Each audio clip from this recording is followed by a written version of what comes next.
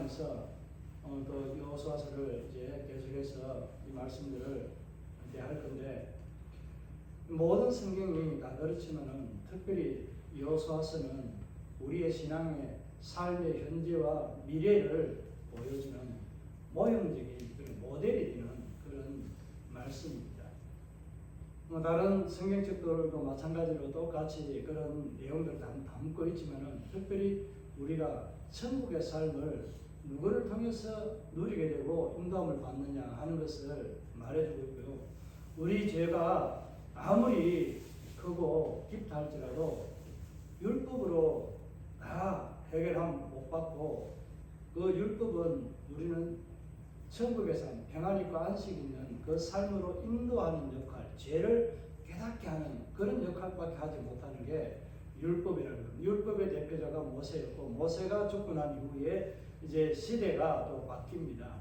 모세가 인도하는 그때에도 이 20세 이상의 세대가 다 광야에서 죽고, 그들이 20세 이하였던 사람들이 다시 하나님 앞에 은혜를 입고 이제 가나안 땅에 들어가게 되는 그런 환경적인 변화도 있고 세대적인 변화도 있었습니다. 그런데 오늘 여기에는 세대적인 변화가 있었던 그 무리들이 이제 믿음이라는 그 믿음을 가지고 살아왔던 그 삶의 마지막 하나님의 약속의 땅을 바라보고 들어가는 과정에 있습니다. 지난 시간에 우리가 여호수아서를 살펴볼 때에 좀 말씀을 드렸는데 기억이 좀 나는지 모르겠는데, 특별히 몇 가지 정도를 우리가 생각하고 또 결론적인 주제가 뭐라고 했는지 혹시 기억이 나시나요? 그러니까 영적인 그 준비가 필요한데, 가나안 땅에 들어가려고 할 때에 싸워서 우리가 얻게 되잖아요. 하나님 약속의 땅인 경우는 이제 이 당시에 주변에 바벨론이나 나스루라든지 여러 나라들이 세력을 잃고 제국으로서의 그 삶을 그 군대나 위험 근위 이런 것들을 나타낼 수 있는 그런 것들이 힘이 다 빠지고 없는 상태였기 때문에 가나안 땅에 들어갈 때는 이 가나안에 하나님의 약속의 땅을 차지하는 일에 있어서는 극히 어려움이 없었던 겁니다. 하나님 주변 국가를 그렇게 했다면은 이 가나안 땅에 있는 지금 아브라함이 있을 때에 10개의 족속들을 소개했는데, 이 족속들 중에서 거인 족속도 있고 우리가 잘 아는 헷 족속이라고 하는 히타이트 이 족속들이 있었는데, 이런 족속들이 힘을 그대로 가지고 있을까요, 없을까요? 동일하게 똑같이 없습니다. 힘이 다 사라졌어요.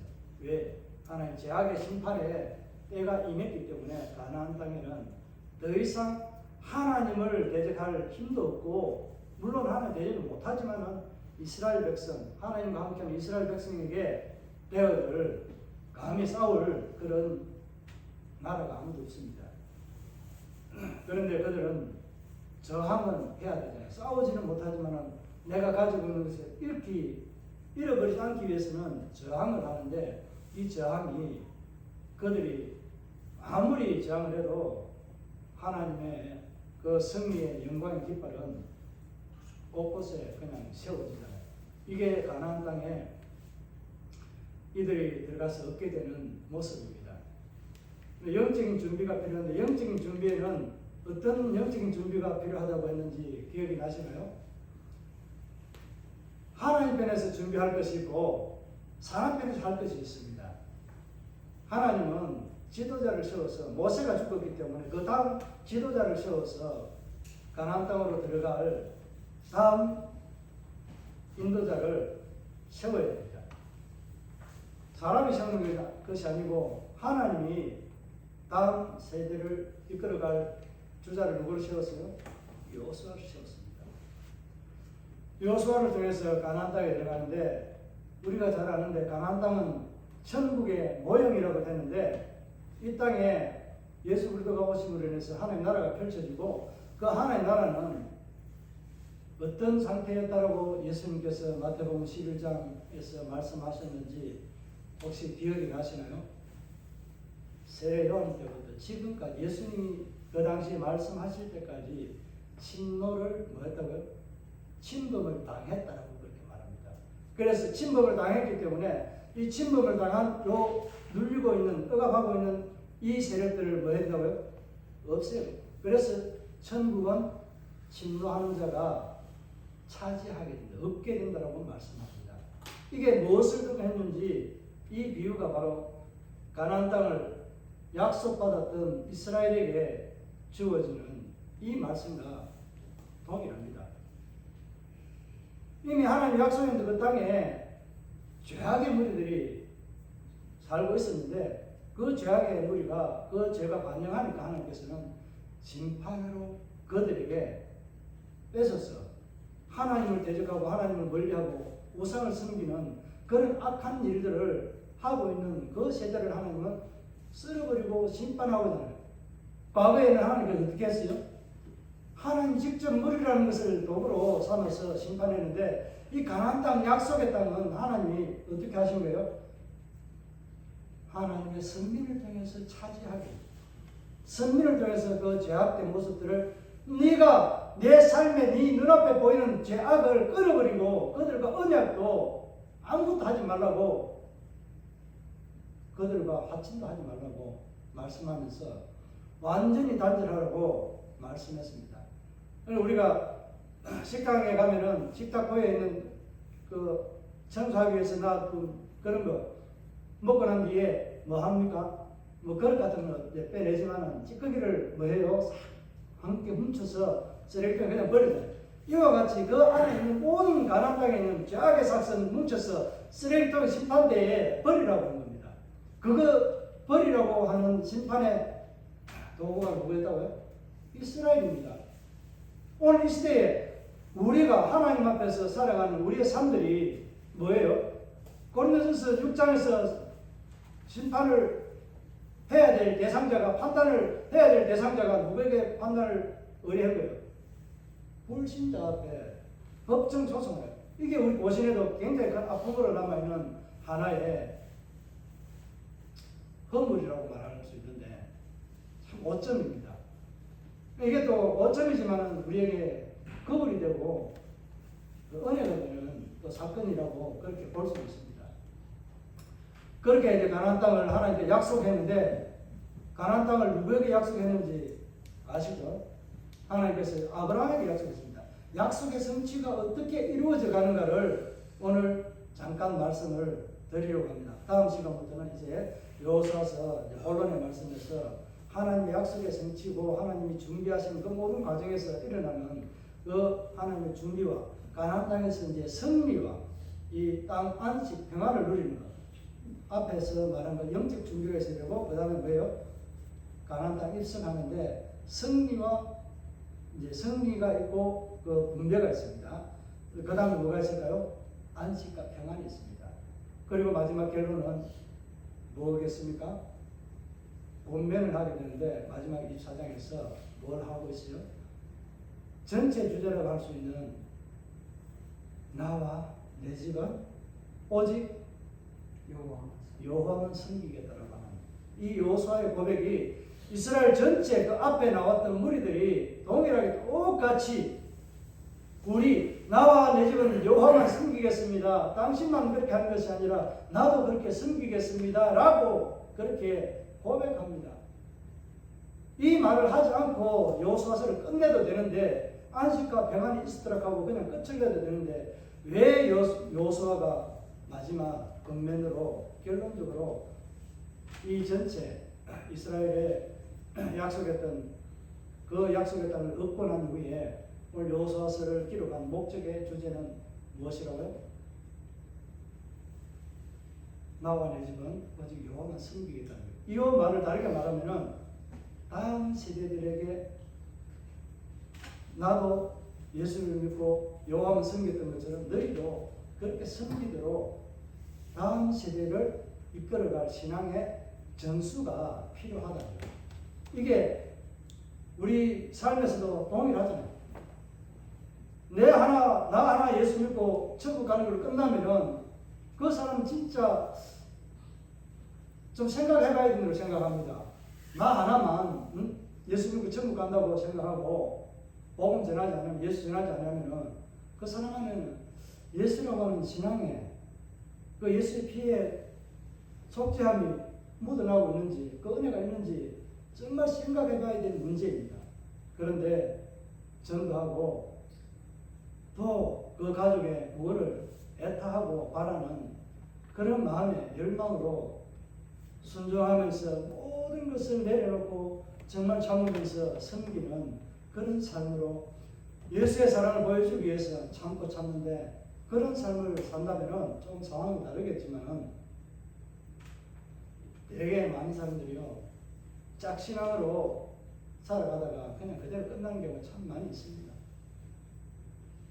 그 사람을 책망하거나 이렇게 하기 위해서 하는 말이 아니라 정말 그 사람도 자기 하나 신앙 하나님 앞에 바로 서기도 힘든데 가족의 신앙까지도 구원하는데 도구로서 내가 파송을 받았는데 그 일을 못하고 가는 그 마음 오죽하겠습니까? 이런 것들을 생각하면 우리는 사나 죽으나 우리가 자나 일어서나 뭘 하나 먹든지 마시든지 다 무엇을 위해서 주의 영광을 위해서 살아요. 이게 목회자는 그렇게 할 수 있는데 성도들은 또 직장생활도 있는데 그렇게 할 수 있느냐? 하기 쉽지 않다고. 가능합니다. 직장에서요 내가 예수 믿는 삶으로서 좀 손해보면 됩니다. 남들보다 조금 더 꾸짖어주고 좀 더 일해주면 됩니다. 목사님 한번 해보세요. 안 힘든지. 내 같은 원수를 만나면 당신은 그렇게 할 수 있나요? 이런 질문을 할 수 있습니다. 상황은 다르지만 우리가 있는 그 처소에서 하면은 처음에 사람이 물웅덩이에 뛰어들 때에 물은 어떻게 될까요? 요동칩니다. 파장이 큽니다. 그런데 그 안에 있으면서 물속에 들어가서 움직이면 물이 요동할까요? 안 할까요? 큰 고기가 넣으면 요동하겠지만 별 요동성이 없습니다.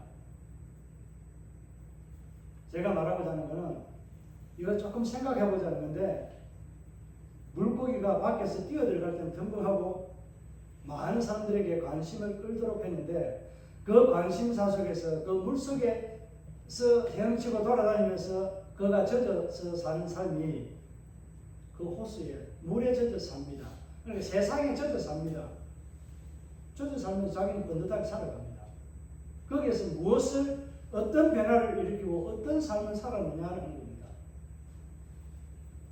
안에서 물고기 한 마리가 무슨 변화를 줄까요? 이런 문제들을 생각하기에 좀 많은 시간을 가지지만 꼭 한번 여러분들 생각해 봐야 됩니다. 내가 내 가정에서 내 이웃들, 내 삶의 내 마을, 주변 이웃들에게도 이와 같이 예수 믿는 삶의 향기가 그 자리에서 일어나고 있는지, 아니면 예수 믿는 것이 부끄러워서 말을 못하는지 모릅니다. 한번 진지하게 우리는 고민해 봐야 됩니다. 진짜 한국 교회뿐만 아니라 지금 전 세계적으로 예수 믿는다고 하는 이 삶의 예배에 대해서 생각하는 사람들의 관점이 목사들부터 틀려먹었어요. 제가 너무 자주 강조하지만 하나님 앞에 반드시 나와서 하나님과 대면하는 이 예배가 예배인데도 불구하고 그냥 온라인이나 이런 것을 두고도 그 예배라고 생각하는데, 지는 예배겠지 하나님 그거 절대 안 받아줍니다. 그거. 하나님의 방법이 아닌, 예수가 아닌 다른 방법으로 어떻게 하나님을 만나고 하나님 앞에 천국에 들어갈 수 있어요? 요수아가 아니면 가나안 땅에 절대 들어갈 수 없는데, 예수라고는 그 믿음이 없이는 절대 그 요단강 죽음의 강을 들어가지도 못하는데 어떻게 들어갑니까? 다른 길이 있어요? 우리가 WCC 똑같이 추종하는 자들입니까? 그 나름대로 길은 있어요. 맞아요. 저도 그건 인정해요. 그러나 영원히 사는 천국이라는 그 하나님의 나라에 아버지 품 안에는 들어가지 못한다는 거예요. 그들이 가지고 있는 극락이라는 좋은 세계는 있어요. 그 좋은 세계, 누구나 가지고 있는 세계지만 그들이 가지고 있는 그 세계가 진정 하나님이 있는 그런 나라와 같은 살아있는 영원한 나라인지, 세상 인생은 갈 길은 딱 두 길밖에 없습니다. 영원한 천국으로 가든지 심판의 지옥에 영원히 살지만은 그건 산다라는 표현을 안 합니다. 영형벌이라고 말합니다. 영원한 형벌 속에 살아가는 두 길밖에 없습니다. 이 길 위에는 우리 인생의 마지막 길이 이 세상의 마지막 종착역이 그 길밖에 없습니다. 그 길을 걸어가는데 어떤 한 길은 예수라는 예수의 길이 있고 한 길에는 마귀라고 하는 사망의 길이 있습니다. 어둡고 침침한 악하고 시기 질투 분쟁 일으키고 갈등 조장하고 이렇게 하는 마귀의 길이 있습니다. 사망의 길이 있습니다. 여러분 어느 길을 들어가실래요? 하나님이 이 가나안 땅을 모형으로 주시면서 사탄의 마귀의 길, 사망의 길로 그 땅을 주신 거예요? 아니면 생명의 길로 주신 거예요? 출애굽부터 아브라함부터 시작해서 보시면은 하나님은 생명의 길로 인도하고 생명의 길을 주셨다는 것을 알 수 있습니다. 불신앙의 여파가 다른 밑에 세대들에게 다음 세대에 미치지 않도록 그 세대들의 불신앙을 싹 빼버리고 순전한 신앙을 일으켜서 하나님은 그 믿음으로 들어가는 나라를 보여주시는 게 여호수아서입니다. 이런 네 가지 관점에서 틀로 크게 여호수아서는 구성이 되어져 있는데 여기에서 우리가 몇 가지 생각해야 될 부분들이 참 많습니다. 하나님께서 이미 누구에게 주었다고 했습니까? 아브라함에게 주었다고 말합니다. 가서 취해라고 합니다. 이미 가라고 명령하면서 주었다라는 과거 시제로 완료형으로 쓰고 있습니다. 이미 아브라함에게 주었는데 아브라함은 뭐라고 말하고 있어요? 발붙일 틈도 없었다고 스데반이 사도행전에서 설교하고 있습니다. 그때 아브라함은 아무것도 얻지 못했지만 갈 바를 알지 못했지만은 하나님 인도하는 그 약속의 땅으로 들어갔고 그가 약속받은 것은 너에게 주는데 너와 너 자손에게 주는데 그 자손들이 애국에 들어가서 400년 종살이 하다가 나온다. 왜? 지금은 이 땅의 죄악이 죄로 가득 차 있지만은 아직까지는 심판할 수 있는 하나님의 인애와 긍휼이 400년간을 그들을 참아주고 기다려주는 때가 있다는 것을 보여주는 겁니다. 악인들에게도 400년간을 기다리시면서 하나님은 그들에게 하나님께 돌아오고 죄악을 행하지 말라고 기회를 주는 겁니다. 무언의 기회를 주고요. 하나님 그전에도 악을 심판하고 하시는 그런 일들을 보여주십니다. 아브라함에게도 그런 약속과 은혜를 보여줬고요. 이삭도 마찬가지입니다. 가는 곳마다 우물을 파면 물이 나고요.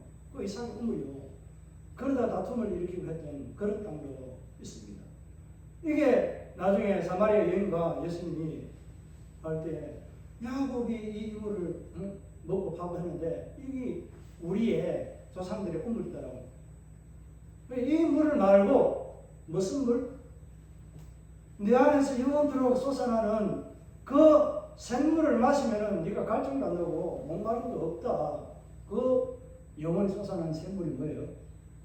성령이죠. 성령의 생물이 솟아나면요 우리에게는 영적인 육적인 목마름의 갈증이 사라지게 됩니다. 그런 은혜가 여러분 안에 있기를 축복합니다. 이 가나안 땅에 들어가기 전에 이제 한두 가지만 더 먼저 말씀을 드리고 가나안 땅이 주는 의미들을 조금 더 살펴보도록 하겠습니다. 가나안 땅을 건널 때에는 요단강이라는 장애물이 있었습니다. 그때는 물이 이 강둑에 넘칠 정도로 철렁거리고 넘어가는 그런 물이 흘러가는 곳입니다. 그래서 그곳에 그냥 쉬이 들어가지 못하는데 너희가 발을 내디딘과 동시에 제사장들이 그 풍경하고 들어가니까 물이 저기 위에서부터 쫙 막혀서 우리 살수대처럼 그렇게 물이 막혀버립니다. 막히고 물이 말라서 그 길을 지나갑니다. 그 요단강은 두 가지 의미가 있습니다. 한 가지는 믿음으로 들어갈 수 있는 걷는다 하는 그런 우리가 마지막 약속의 땅을 얻기 위해서는 믿음이라는 것이 있어야 건널 수 있다는 것이고 하나는 뭐예요? 죽음이라는 것이 있습니다. 죽어야만이 들어갈 수 있는 그 요단강 우리가 건너가 만나리 이를 찬양할 때 그런 의미가 있습니다. 배경적인 의미를 가지고 찬양을 우리가 부르고 하나님을 사모하며 영광 돌리며 찬양하는 것입니다. 그래서 요단강의 의미는 두 가지 믿음이라는 의미가 있고 하나는 뭐다? 죽음이라는 의미가 두 가지가 있습니다.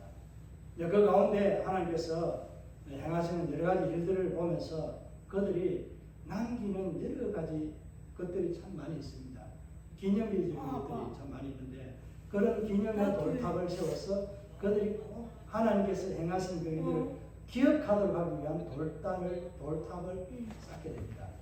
이런 행위들을 하면서 하나님이 그들에게 베풀어 준 것을 가나안 땅에 있는 것을 기억하게 하는 그들의 방식이 있습니다. 하나님께서 그것을 명령했고 또 순종하는 이스라엘 백성들은 기억합니다. 그렇게 하나님의 은혜가 담겨 있는 이 가나안 땅을 하나님께서는 이미 그들에게 주었다라고 과거형으로 완료형으로 그렇게 말하고 있습니다. 지금 내일 모레 만약에 우리가 어떤 뭘 할 건데 저기 어떤 땅을 우리 교회에게 주었다.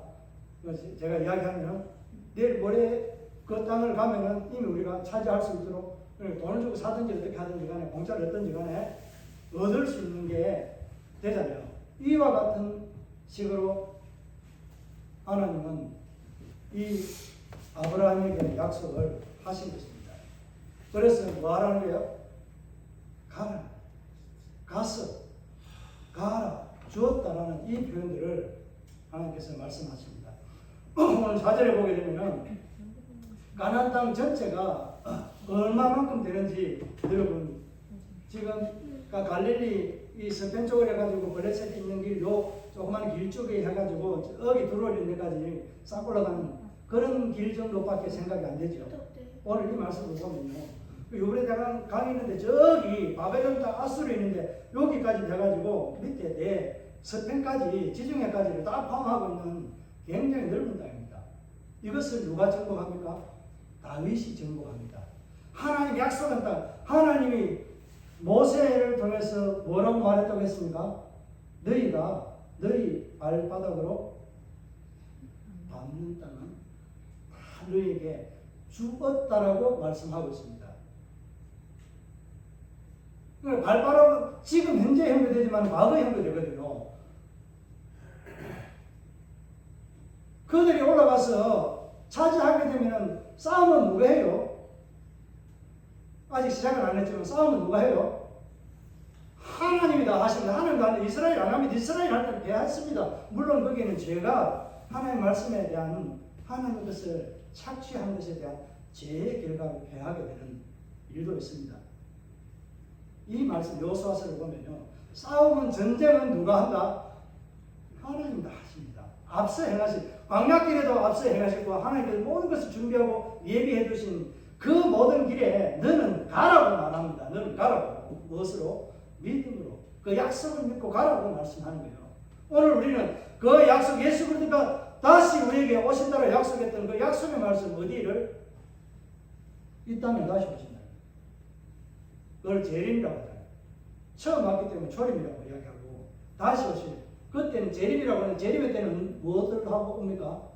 구름 타고 오시는데 완전히 제약을 이 가나안 땅 열족속을 진멸하고 하나님께서 그곳에서 안식과 평안, 승리를 얻게 한 것처럼 마지막 종말을 가지고 옵니다. 마지막 심판을 가지고 옵니다. 이게 마지막 재림입니다. 우리는 믿음으로 그 재림의 때에 어디를 들어간다고요? 요단강을 건너가듯이 저 천국에 믿음으로 들어가게 되는 은혜를 입게 됩니다. 무엇으로 산 거예요? 예수 그리스도. 그런데 이것을 믿음이라는 것으로 우리는 샀습니다. 내 입술의 고백이 예수를 산 거예요. 그 예수를 산 예수는 뭐예요? 안에 예수의 십자가에 피가 있고 부활이 있습니다.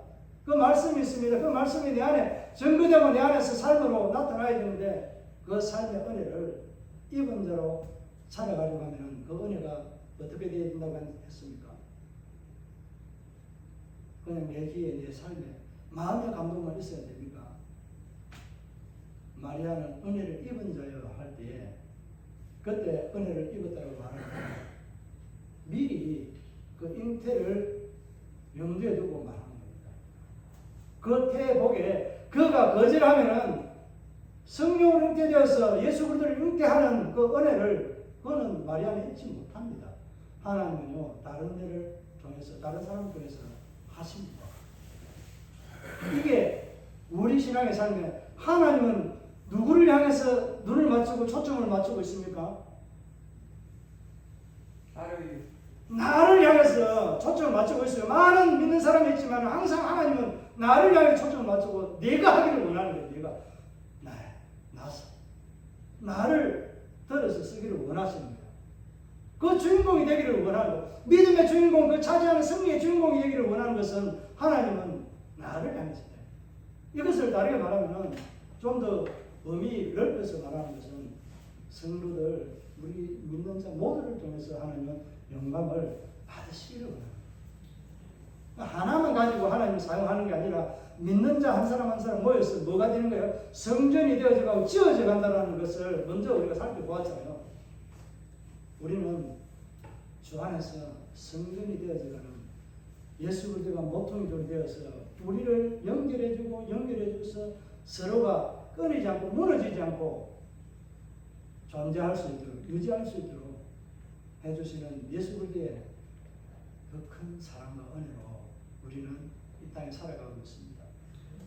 그런 것을 주시기 위해서 오늘 여호수아서를 통해 우리에게 보여주는 모델이 바로 이 네 가지 관점에서 볼 때에 가장 중요한 것은 우리가 어떤 준비를 하고 들어가야 될 건지, 거기에서 승리를 하나님 나라 믿음의 나라에 들어가고 거기에 생활하려면 어떻게 살아야 된다?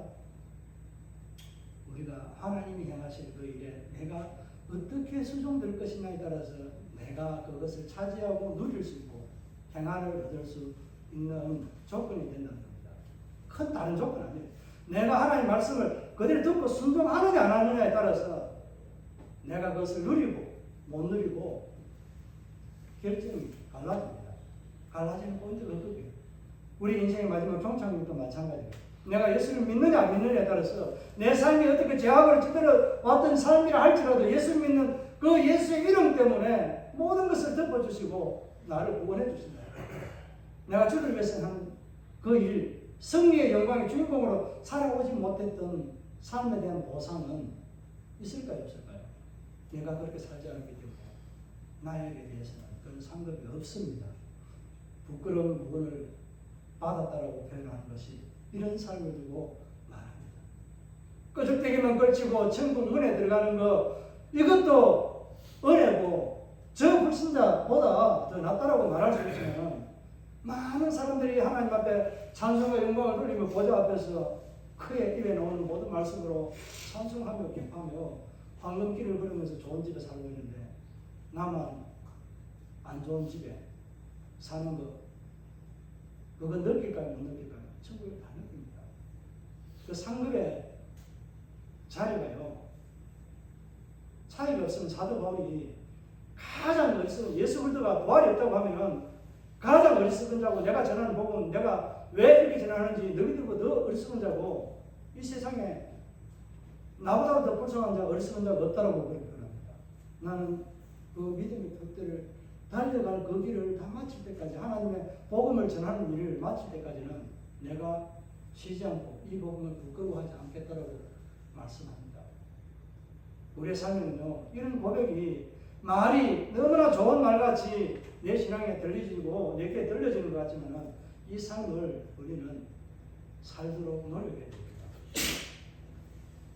말씀을 정리하면서 우리 하나님의 약속이 누구에게 주어졌다고 했어요? 하나님은 가나안 땅을 준다고 약속한 것은 아브라함입니다. 아브라함을 통해서 하나님은 그 약속의 땅을 주겠다라고 아브라함 그가 잘났어요. 우상을 숨기고 우상을 만드는 그 아버지 밑에 우상의 그 지역의 꼬락선이 밑에서 있는 그 아브라함을 하나님은 불러내었어요. 그 말을 순종하고 따라올 때에 내가 너에게 열국에 뭐가 되겠다고요? 아비가 되고 너로부터 믿음의 씨앗들이 흘러가는 첫 번째 믿음의 주인공이 되겠다라고 약속한 그 하나님의 복을 아브라함은 자기가 스스로 순종하면서 취했습니다. 그 먼 길을 오면서도 하나님을 잊어버리지 않고 따라오고 때로는 아브라함이 실수하고 이런 것들도 있지만은 하나님께서 약속한 그 민족들이 네 하나를 인해서 바닷가 모래와 먼지와 같이 많게 별과 같이 많게 셀 수 없도록 많이 준다. 우리나라 별 지금 요즘 밤하늘에는 별이 이별 너별 따지면은 샤일에서 몇 개 안 되게 보이지만은 정말 별이 많은 곳에 가면요 샤일일 수 없을 만큼 엄청난 많은 별들이 있습니다. 우리나라 과거에는 조금 보이는데 지금 요즘에는 별이 너무 좀 작게 보여요. 별이 우리가 그냥 이래 보는 그것처럼 너무 우리 도시 불빛이 쫙 뻗치는 것처럼 그거 이상의 별들이 있습니다. 아브라함이 그걸 데리고 나가서 별을 보라고. 그냥 모래 있는 먼지는 우리가 말 안 해도 잘 알잖아요. 우리가 보이는 이 눈의 별처럼 하늘의 별처럼 그렇게 말하는 것이 아니라 별이 조그맣게 있는 그 별을 보면서 아브라함에게 그렇게 약속합니다. 여러분에게 지금 현재 아브라함처럼 하나님이 너에게 내가 거부가 되고 내 자손이 이렇게 별들이 많은 것처럼 모래가 많은 것이 헤아릴 수 없을 정도 많은 것처럼 자손을 그렇게 내가 해줄게 약속하면 여러분 그것을 믿음으로 받아들이겠습니까? 못 받아들이겠습니까? 솔직하게 한번 해보세요. 고백 한번 해보시기 바랍니다. 저는 딸밖에 없는데요. 아들이 있어야 뭐 이때죠. 하나님은 그 약속하면 없는 것에서 있도록 만드는 창조의 능력이 하나님이신데 줄까요? 안 줄까요? 주십니다. 하나님이 약속할 때는 반드시 그 약속을 이루어 나가십니다. 어떻게 이루어 나가시나? 아브라함에게 준다 했는데 아브라함의 씨가 태어나지 않았을 때 불신하고 있을 때 하나님은 누구를 줬어요? 소돔과 고모를 심판하러 가면서 이삭을 준다고 했는데 웃음이라고 하는 믿지 못할 상황을 두고 이것이 웃으니까 그 웃음이라는 것으로 가지고 네가 하나님을 내가 하는 말에 대해서 어떻게 믿었느냐 하는 것을 알게 하고 평생을 자기가 죽을 때까지 눈 감을 때까지 그 웃음이라고 하는 이삭을 보면서 그가 하나님 약속을 뭐하게 하는 거예요? 신뢰하는 거죠.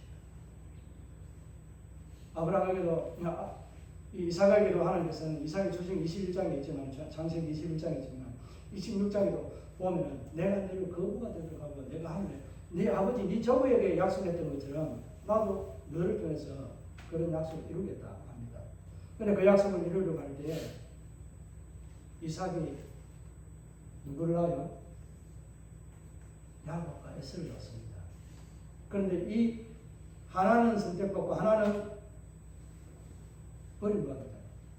하나님이 작은 자가 큰 자가 되고 하는 이 말씀을 하면서 여기에서 작은 자, 큰 자, 원래 큰 자는 에서입니다. 에서는 이스라엘을 대표합니다. 이것을 이 상태에서는 설명하기 좀 그렇지만 야곱은 지금 현재 예수 그리스도 오고 난 이후에 교회 시대에 믿음으로 살아가는 우리를 작은 장자, 차자를 장자로 만드는 하나님 그 일을 하고 계시는 거예요. 하나님은 구속사에서 어떻게 하는 거예요? 구속사에 불신앙으로 장잡거나 하나님의 일들을 하기 싫어하고 관심 안 가지면 하나님 버린다. 가지려고 하고 빼앗으려고 하고 하나님 나라에 내가 주인공이 돼서 그것을 하려고 하는 그 사람들이 신약시대에 저와 여러분입니다. 야곱과 같은 차자를 장자로 만들어서 하나님은 열방이 주께로 돌아오는 그 일에 수종된 제사장으로 삼아서 일하고 계십니다. 이거는 과거에 지금 현재 하나님의 약속이 이루어지는 과정에서 보면 하나님은 야곱을 통해서 하는데 형 에서가 누구를 죽이려고 구속사의 여인의 우선으로 올 이 맥락을 끊어버리려고 하는 이삭이 자기가 하나님께 말씀을 듣고도 누구를 축복한다고 해요? 자기는 큰 장자 에서를 두고 축복하고 싶어서 가져오라고 잡아오라고 그렇게 말합니다. 하나님 구속사는요 누구를 통해서 흘러간다? 침노하는 자가 하나님의 나라의 주인공으로 복을 받아 누린다는 것을 말합니다. 근데 여기서는 에서가 그렇게 죽이려 할 때 자기 엄마가 이 땅에서 살면서 임종을 보지도 못하고 그렇게 그러니까 어떤 삶을 살아가는 거예요? 불행한 삶을 살아가는 게 야곱입니다. 야곱이 그렇게 살아가면서 자기 어머니 임종을 보지도 못하고 살아왔던 그가 하나님 앞에 하나님을 만나고 난 이후에 삶은 이스라엘이라는 이름으로 바뀌게 됩니다. 그렇게 하나님은 야곱이라는 이 아들을 통해서 하나님의 구속사를 흘러가게 했는데, 야곱이 12명의 아들을 놓으면서 각 아들을 통해서 하나님께서 하신 일들에 대해서 말하고 있는데, 거기에서 12민족, 12지파가 생성이 되는 이런 놀라운 일들이 일어나게 됩니다. 그 가운데 특별히 하나님께서는 이 유다라고 하는 유다 지파를 통해서 예수 그리스도가 오신다라고 약속했습니다. 유다를 통해서 온다. 지파를 통해서 오는데 유다 지파입니다. 유다 지파를 통해서 오게 하는 이 구속사의 과정에 마지막에 똑같이 에서와 야곱과 같은 이 사건이 똑같이 일어난 예수님 당시에 헤롯이 어떤 사람인 줄 아세요? 에돔 족속의 에스의 집안의 후손입니다. 그가 이스라엘의 왕으로 온 예수 그리스도를 죽이려고 두 살난 아이들을 아주 고적하게 해서 다 죽이고, 이게 야곱과 에스, 이 이삭의 두 아들이 하는 모습과 똑같은 모습 반복됩니다. 지금 이 시대도 에스라고 하는 하나님을 제대로 신앙하지 않고 하나님을 따라가지 않는 이들이 누구를 해치려고 해요? 믿는 자들을 해치려고 해요. 이런 과정을 하나님 통해서 하나님은 그 과거에 이 가나안 땅에 들어가게 된 하나님의 약속이 이렇게 흘러갑니다. 누구를 통해서 그들을 보존해요? 야곱 12아들 중에서 요셉이라는 이 아들을 기근을 통해서 불러들이게 됩니다.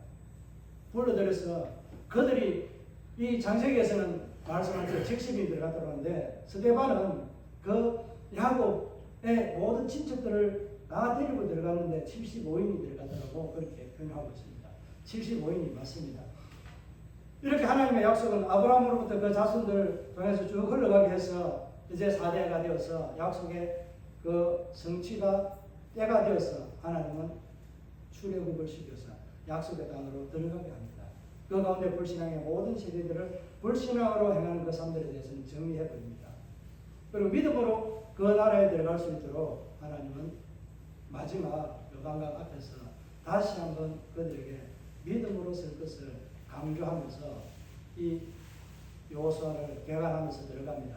마지막 결론은 나와 내 집은 여호와만을 섬기겠다라고 하는 결론적인 본면이 우리가 다음 세대들에게 복음을 전하고 전수해야 될, 신앙의 전수를 해야 될 이유 중에 하나가 바로 오늘 여호수아서 마지막에 결론적으로 건면했던 이 말씀들을 생각하면서 여호수아서 전체를 볼 때에 이런 관점에서 하나님의 약속이 어떤 과정으로 흘러왔는지, 마지막에 조금 아브라함으로부터 요셉을 이끌어서 전체 이스라엘을 통해서 이끌어왔던 것처럼 하나님은 지금도 누구를 통해서 다시 오시마 했던 그 약속에 그 과정에 모든 열방이 주께로 돌아오는 그날까지 하나님은 이 끝까지 복음이 전해지면 그제야 끝이 온다고 하는데, 이제 열방의 복음은 거의 다 증거되었습니다. 마지막 오실 주님의 마지막 7째 나팔 불면서 7장 7년 대환란이 남아있는 그 시대가 머지 않았다라고 저는 봅니다. 그런 시대가 오기 전에 저와 여러분의 믿음으로 하나님께서 이 가나안 땅을 인도하시는 그 하나님, 앞서 행하시는 하나님, 약속의 뭐예요? 약속의 성취, 약속을 반드시 지키시는 하나님, 언약의 하나님, 언약의 신실하신 하나님, 그 하나님을 우리가 믿고 이 세상을 살아갈 때에 올 한 해 저와 여러분의 삶에 하나님의 인도와 그 영광의 승리의 주인공이 되어서 안식과 평안을 누리는 저와 여러분의 가정, 우리 교회가 되고 우리 이웃들이 되기를 주 예수 그리스도의 이름으로 축복합니다.